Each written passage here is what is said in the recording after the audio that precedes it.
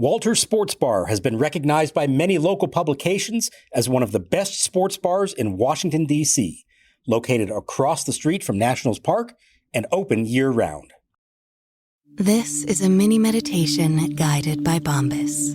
Repeat after me. I'm comfy, comfy. I'm cozy, cozy. I have 0 blisters on my toes. Blisters. And that's because I wear Bombas, the softest socks, underwear, and T-shirts that give back. One purchased equals one donated. Now go to bombas.com/SXM Podcast and use code SXM Podcast for 20% off your first purchase. That's BOMBAS.com/SXM Podcast and use code SXM Podcast at checkout. Williams delivers. Swing and a line drive hit to deep right. Cruz on the run. It's going to be over his head and one hop off the fence in front of the bullpen. Pages has scored. Rounding third. Scott heading for the plate. The throw home. Not in time. Throw gets by Ruiz. Backed up by Williams. Throw to third. Not in time. Nootbaar all the way to third on the throw into the plate. 2 runs home on the play. And it's now St. Louis 4 and Washington nothing. Palante sets. Kicks and delivers. Swing and a long drive by Cruz. Deep left field. It's going. It is gone. Goodbye. Bang. Zoom goes Dylan Cruz with a 2-run homer to get the Nationals on the board for the first time in this series and cut the Cardinal lead in half. It's his 5th home run of the year, so bases loaded. Abrams the batter. Helsley delivers. Swing and a line drive right field. Late break, but coming in is Nootbaar, and he makes the catch for the out. Abrams went after the first pitch. A 101-mile-an-hour fastball just above the knees, just to the outer half, and hit it maybe towards the end of the bat, and flies out to end the ball game. And the Nationals leave them loaded in the 9th. Helsley survives for the Cardinals, and he gets the save, and St. Louis wins the series by taking the first 2 as they win this one 4-2.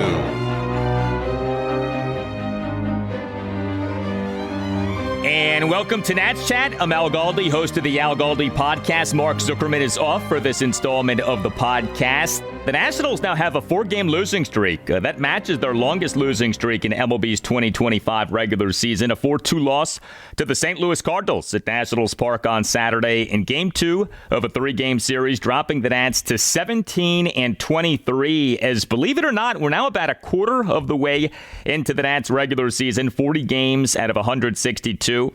The Nats are on pace to go just 69-93. I don't know about you, but it to me feels like the Nats are better than that, are better than 69-93. But the record is what it is. And, you know, the Nats run differential isn't good, -49. So it's not like the Nats have a bad record, but actually a pretty good run differential. No, the record isn't good and the run differential isn't good. Coming up later in the show, a conversation that the man who runs this podcast, Tim Shovers, had with a Perry Giannis. Perry Giannis is the president of Expos Fest, which is taking place in Quebec for a good cause. You can hit us up on X at Nats_chat. You can find us on Blue Sky at Nats Chat Podcast. You can email the show, natschatpodcast@gmail.com. And we have a website that we invite you to check out, natschatpodcast.com, at which you can purchase a Nats Chat Podcast t-shirt. So, the Nats, over the first 2 games of this series, have totaled a mere 2 runs. Friday evening, the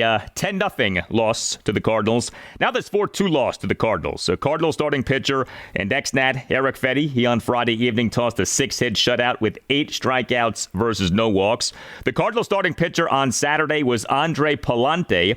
He allowed 2 runs in 7 1/3 innings with 7 strikeouts versus no walks. Cardinals starting pitchers so far in this series, 2 runs in 16 1/3 innings with 15 strikeouts versus no walks. So the Nats on Saturday scored just 2 runs, totaled 7 hits, which were a home run, a double, and 5 singles, worked 3 walks, went 2 for 7 with runners in scoring position. Now the Nats did rally. The boys did battle, but they came up short. CJ Abrams, he is the Nats starting shortstop and number 1 batter, went 1 for 5 with a double. He in the bottom of the 9th with the bases loaded, 2 outs, and Cardinals closer Ryan Helsley on the ropes had a first pitch fly out to right field to end the game. That was rough. And Abrams swinging at that first pitch did not sit well with Nats manager Davey Martinez. Now, look, to me, being critical of a player for swinging at a first pitch is a tricky thing because so often swinging at the first pitch is the right thing to do. If you look at stats over time in MLB, first pitch swings often have good results. But of course, when the first pitch swing does not have a good result, especially in a spot like the one that Abrams was in, again, bottom of the ninth, bases loaded, 2 outs, the Cardinals closer Ryan Helsley on the ropes, well, the manager is apt to be critical of the batter in that spot. And we know that CJ Abrams has a reputation for not drawing enough walks and for not being patient enough at the plate. Take a listen to this from Davey Martinez's postgame press conference on Saturday evening, and then you'll hear a follow-up exchange. We knew coming in, Helsley was, he's been walking guys, I mean, a couple of guys were patient, mixing some walks. 2 things need to happen. We need to stop walking guys and hitting guys, and we need to accept our walks. It's the bottom line. We need to accept our walks and stop chasing. I mean, it's how we're gonna get runs. It's how we'll come back and start winning games. I mean, okay, everybody loves to hit. We know that, but man, when you know a guy's has a chance to walk you, be patient. Be patient. We had some good at bats. Dylan had good at bats. Tanner had some good at bats today. We some balls hard. But, we go up there, and knowing, we got a chance to make something happen. You just got to be patient, You're not going to go up there leading off the inning, hit, 2-run homer, You're not. So we got to accept our walks. We still got guys chasing all over the place. That's not going to work. Are you seeing something in their, because I know this is the message you often preach, is there something you're seeing in their mindset that's leading to the chase? They're not staying back and seeing the ball. I mean, they're all getting out there in their front side and just swinging, We got a lot of guys that are really good high ball hitters, so they got to see the ball up, not chase down. We got a lot of guys that are really good fastball hitters, getting good fastball counts, be ready to hit the fastball. So, but these are things that we talk about every day. These are things that we work on every day. It needs to transpire in the game. Right now with the schedule, you don't have the luxury of a ton of off days or time to work on this stuff. How do you work on this stuff within the schedule? We work on it every day. Yeah. I mean, these guys hit for hours in the cage. We take batting practice. We set machines up. So we definitely work on it. Like I said, they're really good and they can hit. We've seen that before. In order for us to mount big innings, we have to accept our walks. We can't chase. When we do that, we let the pitchers off the hook. Yeah, I don't think that Davey Martinez right there was only talking about CJ Abrams, but Abrams pretty clearly was among those about whom Davey was talking. I want to make this clear about Abrams, though. He's having a really good season. Abrams for this regular season has an OPS of .875, and as of games through Friday, had a wins above replacement per Baseball Reference of 1.2. And that was over just 26 games. Remember, he missed some time due to injury. A 1.2 WAR over 26 games is on pace for 7.5 WAR over 162 games. That's MVP territory. So I do think we should acknowledge the very good season that Abrams is having. But yes, the manager, the skipper, not pleased with Abrams' final plate appearance in this game.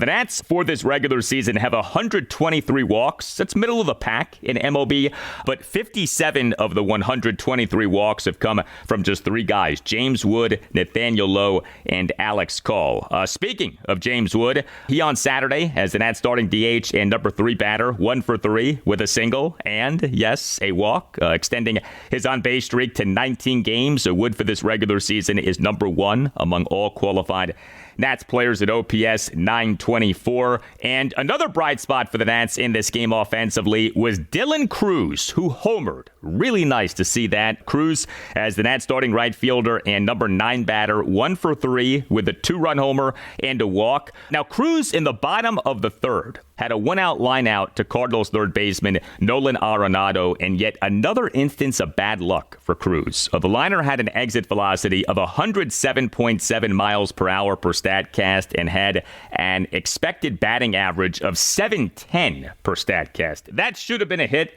That was not a hit. Bad luck has been a theme for Dylan Cruz. Cruz, for this regular season, came into the game with a weighted on-base average, a WOBA of just 244, but an expected weighted on-base average, an expected WOBA of 323. Weighted on base average, in case you're unfamiliar with it, is to be read like batting average. So Cruz coming into the game, actual weighted on base average of just 244. Not good, but an expected weighted on base average of 323. Significantly higher. His quality of contact has been that good. So with that as the setup, we got what we got later in the game. Cruz in the Nats 2-run 8th, a 1-out, 2-run homer to left field to cut the Nats deficit to 4-2. That was just Dylan Cruz's second extra base hit since April 27.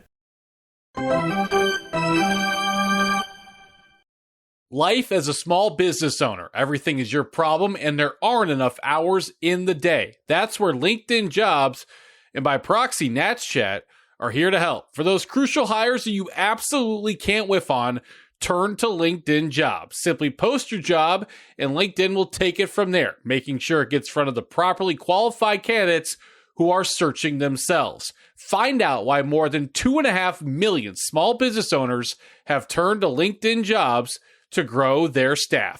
Post your job for free at linkedin.com/natschat. That's linkedin.com/natschat to post your jobs for free. linkedin.com/NATSCHAT. Terms and conditions apply. 1, 2, 3, 4. Those are numbers. But you already knew that. If you want to know what number you're going to pay each month for your car, use Kelly Blue Book My Wallet on Auto Trader. They're really good at numbers. Auto Trader. Bombas makes the most comfortable socks, underwear, and T-shirts. Warning, Bombas are so absurdly comfortable you may throw out all your other clothes. Sorry, do we legally have to say that? No, this is just how I talk, and I really love my Bombas. They do feel that good. And they do good, too. One item purchased equals one item donated. To feel good and do good, go to bombas.com/SXM podcast and use code SXM podcast for 20% off your first purchase. That's BOMBAS.com/SXM podcast and use code SXM podcast at checkout.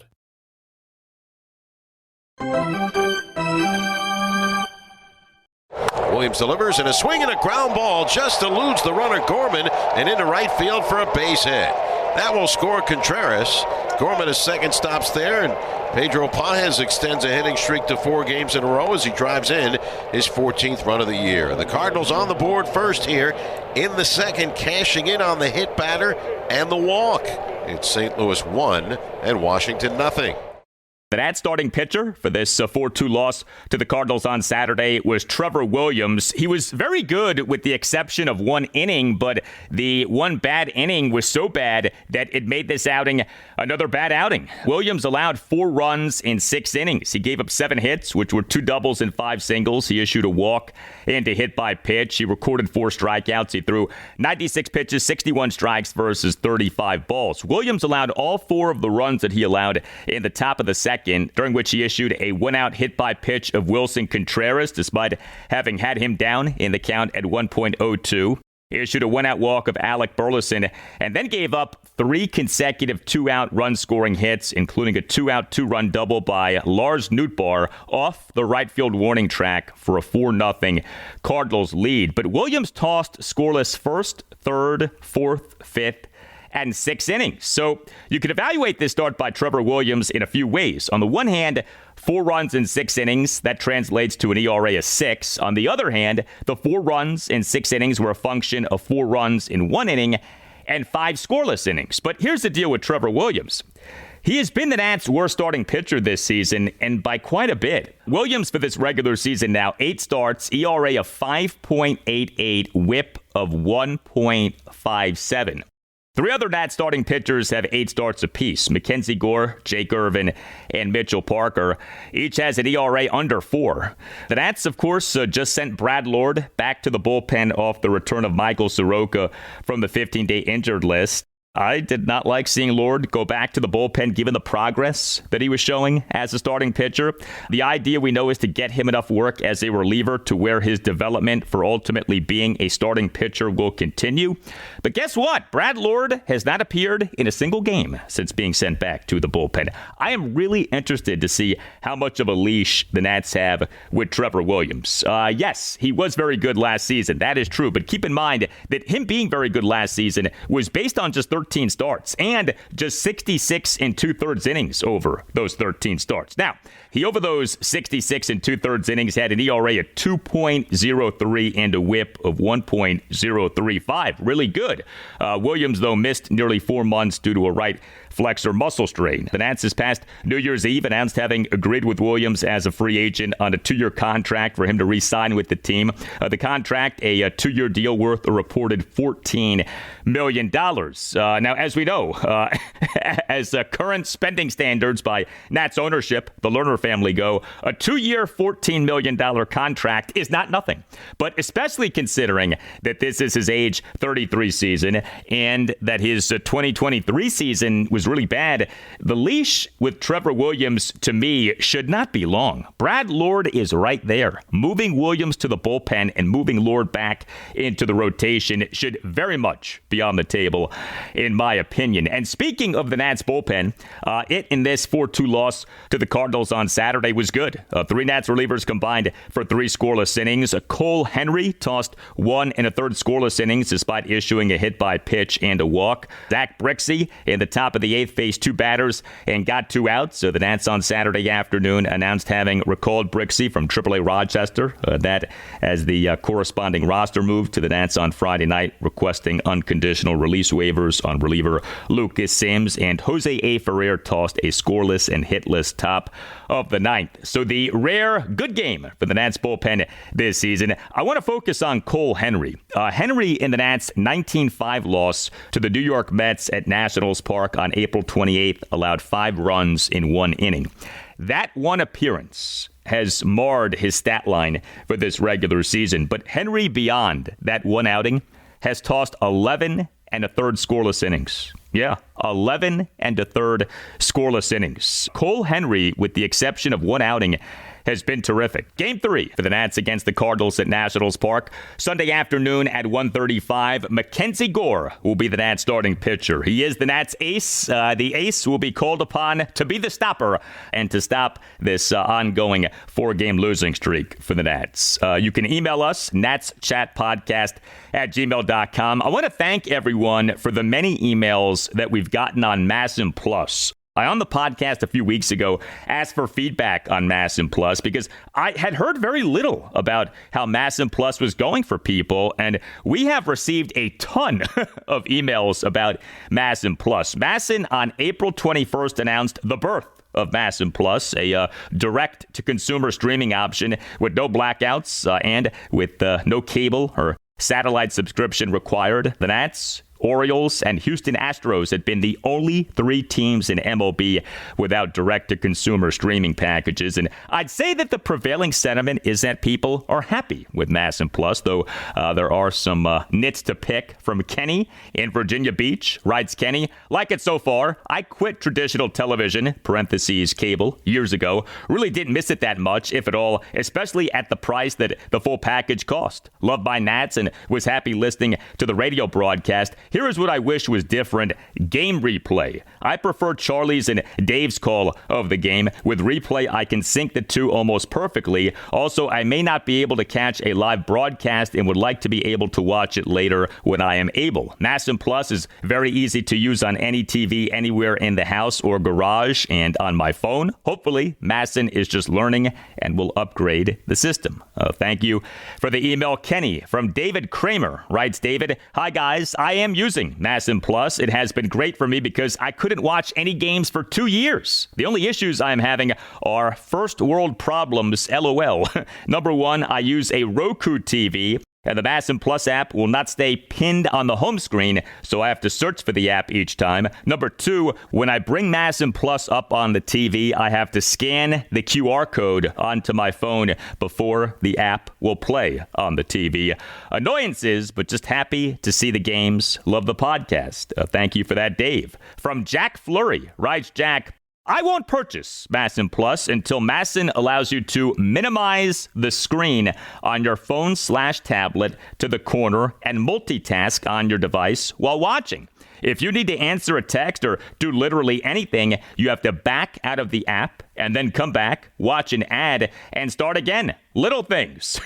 Thank you for that, Jack. That is annoying. I'm with Jack on that. And yes, as Davey Martinez likes to say, the little things. From Greg, writes Greg, so far, the service works well for what it is intended. Watching the dance, the interface is simple and easy to navigate, but very much bare bones. In terms of streaming, I've had zero issues or complaints, no hiccups or quality issues. My only complaint is that you're forced to watch a commercial every time you start the feed. At $20 a month, I'd expect to jump right into the game when I open the app. Further, on a mobile device, you can't do picture-in-picture or minimize the app without needing to watch the commercial again. All in all, glad that MASN Plus is finally a thing. It has been a long time since I could watch my Nats. Over and out from an Expos fan from upstate New York who moved to D.C. in 2004. An OG Nats fan here. Excellent. Thank you for the email, Greg. So that was a sampling of the emails that we got, but it seems like so far so good with MASN Plus. But of course, this may only be a one-year arrangement for the Nats. Remember, the settlement of the MASN dispute stipulates that the Nats after this season, quote, will be free to explore alternatives for their television rights for the 2026 season and beyond, end quote. All Nationals radio highlights on Nats Chat are courtesy of 106.7 The Fan. Nats Chat is on the radio Sunday morning, 9 to 10 on ESPN Richmond, which is 106.1 FM in the Richmond, Virginia area, and Sunday morning, 9 to 10 on Priority Sports Radio, 94.1 in the Virginia Beach area. I'm Al Galdi. Thank you for listening. We'll talk to you next time on the Nats Chat podcast, and we leave you now with this conversation that the man who runs this podcast, Tim Shovers, had with Perry Giannis, who is the president of Expos Fest, which is taking place in Quebec for a good cause. Enjoy. Tim Shovers here to tell you about Babbel. Did you know that the Nats are on the Spanish radio airwaves for the second consecutive season?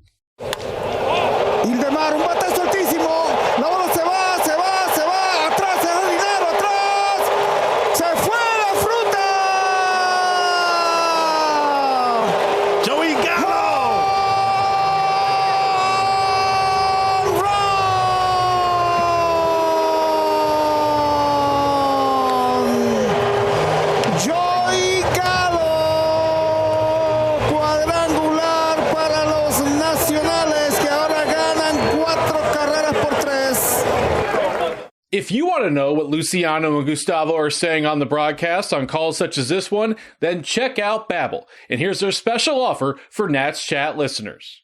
60% off subscriptions at babbel.com/natschat. Get up to 60% off at babbel.com/natschat. That's spelled BABBEL.com/natschat. Babbel.com/natschat. Rules and restrictions may apply. If you work as a manufacturing facilities engineer, installing a new piece of equipment can be as complex as the machinery itself. From prep work to alignment and testing, it's your team's job to put it all together.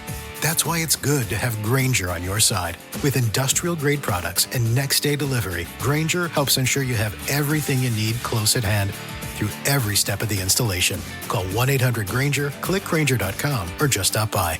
Grainger, for the ones who get it done.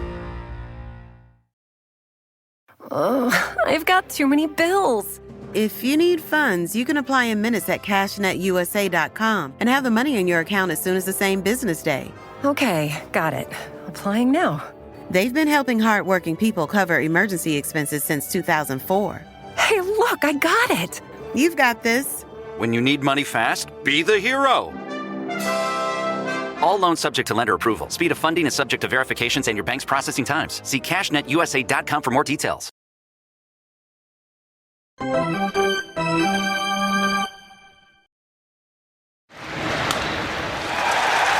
hit left field. Raines will score. Wallach heading for second base. The throw, and he is safe with a double. And Wallach has set an all-time Montreal club record for RBIs in a season. That's 114 for him. Pleased to welcome on Perry Giannis, president of Expos Fest, who just held their gala in Quebec outside Montreal in late April.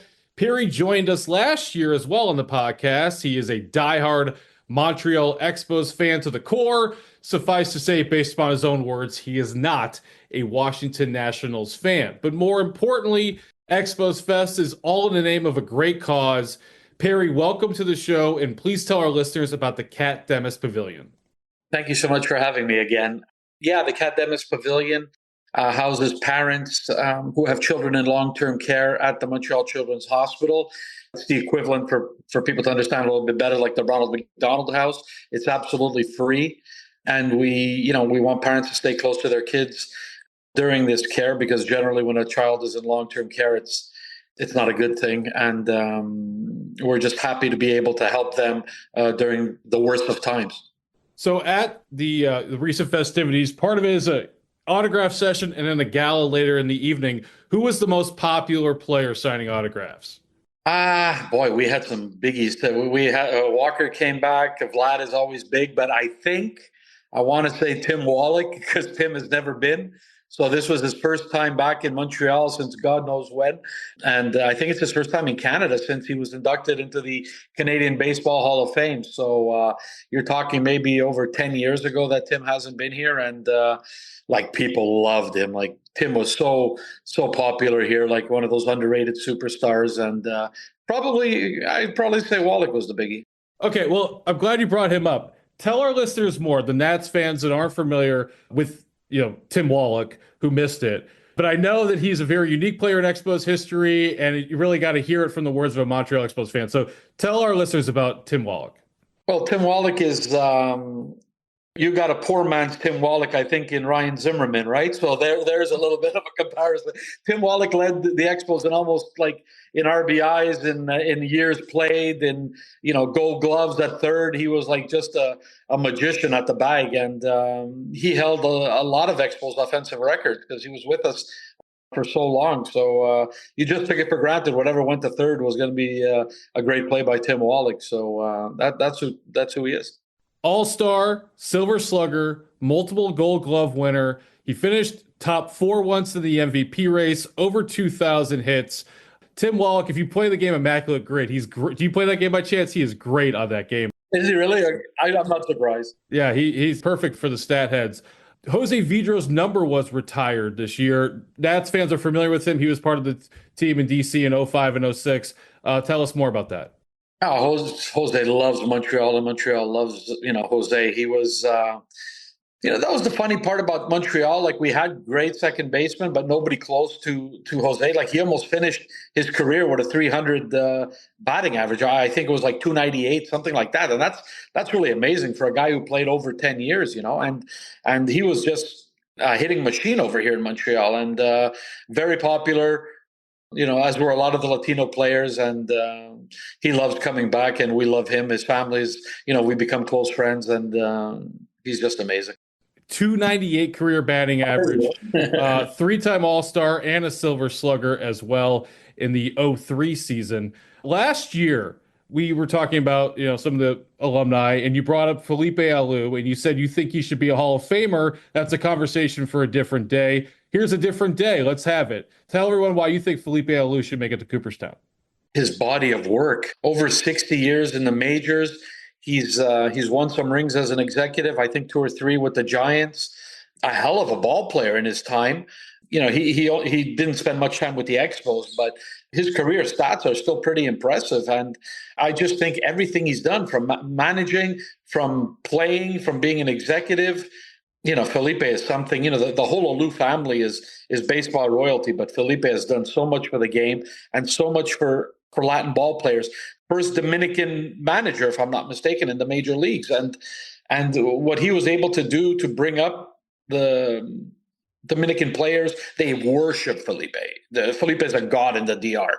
And over here, when he walked into the room, we had a cocktail on Friday night before the gala for the players only. When he walked into the room, the only thing those guys didn't do was, fall to their knees and salute him like that, because he commands so much respect. And anybody you talk to about Felipe, they'll say the same things I'm saying. So I really do believe he deserves to be in the Hall for that body of work. Not just one thing, but all that stuff. He's a great guy. Have you reached out to anyone? For instance, Tim Raines and Jonah Carey was instrumental in Tim Raines getting in. Have you sought sort of some media help in getting the Alou momentum going? Well, finally, the Giants sent a letter after we spoken to them, and Felipe. Felipe doesn't. He's so humble. He doesn't ask for it. He doesn't want to know. He doesn't really care at this stage of his life. But the Giants finally submitted an official request to the Veterans Committee on behalf of Felipe. So this just happened. Felipe told me this just happened like a month or two ago. So hopefully they pick up the ball over there and they do something with it. The Veterans Committee, that is. I'm with you on it. Lifetime achievement. First off, you played from 58 to 74, multiple-time All-Star, and then you go on to the career after playing. So you don't have to sell me on that one. We'll see if some of our listeners agree. That could be, Perry, our area of overlap. Nats and Montreal fan bases. I know there's some tension there, but that could be where we come together. We all agree that Felipe should get in the Hall. I think everybody, not only Nats fans, everybody around the league, players, managers, fans, everybody should agree on that, because like I said, he's a prince. And he signs at 89 years old. He sits, he refuses not to sign for the fans, 2 hours in the signing room, thanking people for coming. He's just incredible. And he gave a speech. I don't know, if you saw it online, if you check it out during, it's on our Twitter, on our Facebook and Instagram. He made everybody cry because he said this might be his last trip back to Quebec, and how much, he loves the province and stuff like that. So, you could hear a pin drop, 1,000 people, and you could hear a pin drop when Felipe said that. Like, Jose started bawling. People in the audience started crying. It was emotional like heck. Love to hear that. And question for you before we head out. Sure. The Tampa situation with the ballpark has unraveled. They're starting from square one. Any confidence in Montreal related to that? But you mentioned last year that the land downtown has been taken care of. So just curious on pulse check with Montreal and getting an expansion team. Hey, I don't know, man. Stephen Bronfman has indicated that he won't be the number one guy. If Major League Baseball comes knocking, he'll help, but he's not. I think he's moved, past it. I think the split city thing really left a sour taste in his mouth, because he thought it was going to happen. And in true Major League Baseball fashion, they just nixed the idea. And, he found out through, the media, like everybody else, which was really sad, because I think that sister city idea is a great idea, because, obviously Tampa Bay's, pardon the French, but it's a show out there. And, now they have no stadium, no new stadium. They don't even have an old stadium. So I don't know what's going on there. Expansion. Nobody's talking about expansion anymore either. So I don't know what else to say about that. As we head out, let our listeners know where they can contribute to the Cat Demis Pavilion. You mentioned $347,000 raised this year. Yes, sir. How can people go and help? They could go on exposfest.com, Expos with an X, with an S, exposfest.com. There's our boutique there that they can buy Expos stuff. They could donate online straight to our pavilion. And in all reality, they should, because they should be very grateful that we gave up our baseball team. So if nothing else, go donate some money for that reason. But the best reason of all is that you're going to help parents with sick kids. Well, for a great cause. And Jose Vidro, we share Jose Vidro. Exactly. Yeah. Brad Wilkerson. Brad is coming to play golf with us this summer. Another former Nat. So we share a lot of stuff. Brad Wilkerson hit for the cycle immediately. Yeah. That was amazing. And he did it for us too. So, that's a pretty cool trivia question. And I like that Vidro hit 298. I wasn't aware of that. He needs more respect. Yeah, absolutely. Absolutely. Well, Perry, thank you so much for joining us. Thank you for having me, man. It was fun. Yeah, I'm gonna make this an annual tradition. So we'll talk next spring. Thank you.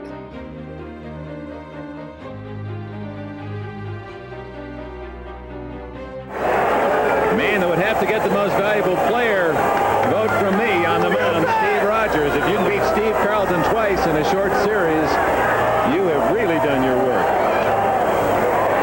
It's over. A soft line drive to Cromartie. The Expos advance to the championship series.